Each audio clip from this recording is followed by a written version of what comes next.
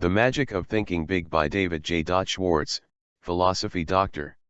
Chapter 3, Build Confidence and Destroy Fear, Part 11.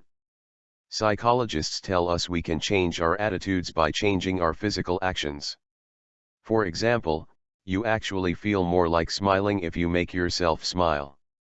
You feel more superior when you make yourself stand tall than when you slouch. On the negative side, frown a really bitter frown and see if you don't feel more like frowning. It is easy to prove that managed motions can change emotions. People who are shy in introducing themselves can replace this timidity with confidence just by taking 3 simple actions simultaneously. First, reach for the other person's hand and clasp it warmly. Second, look directly at the other person. And third, say, "I'm very glad to know you." These 3 simple actions automatically and instantaneously banish shyness. Confident action produces confident thinking, so, to think confidently, act confidently. Act the way you want to feel. Below are 5 confidence-building exercises. Read these guides carefully.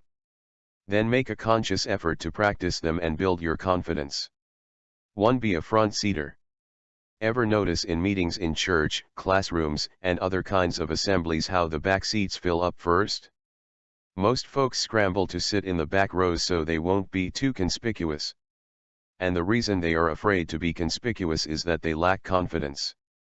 Sitting up front builds confidence. Practice it. From now on, make it a rule to sit as close to the front as you can. Sure, you may be a little more conspicuous in the front, but remember, there is nothing inconspicuous about success. 2. Practice making eye contact. How a person uses his eyes tells us a lot about him. Instinctively, you ask yourself questions about the fellow who doesn't look you in the eye. What's he trying to hide? What's he afraid of?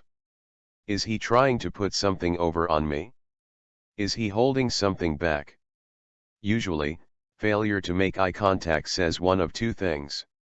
It may say, "I feel weak beside you. I feel inferior to you.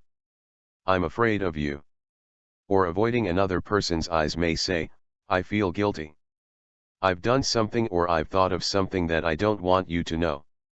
I'm afraid if I let my eyes connect with yours, you'll see through me."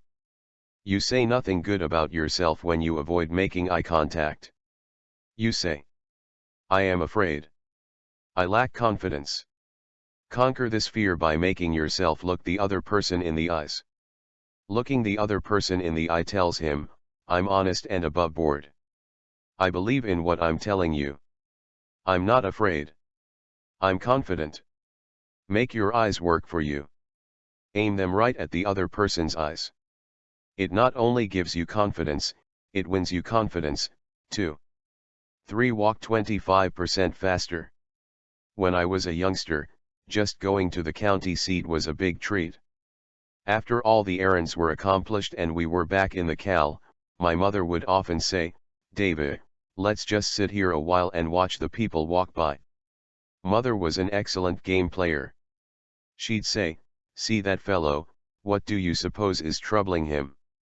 Or what do you think that lady there is going to do, or look at that person? He just seems to be in a fog." Watching people walk and move about became real fun.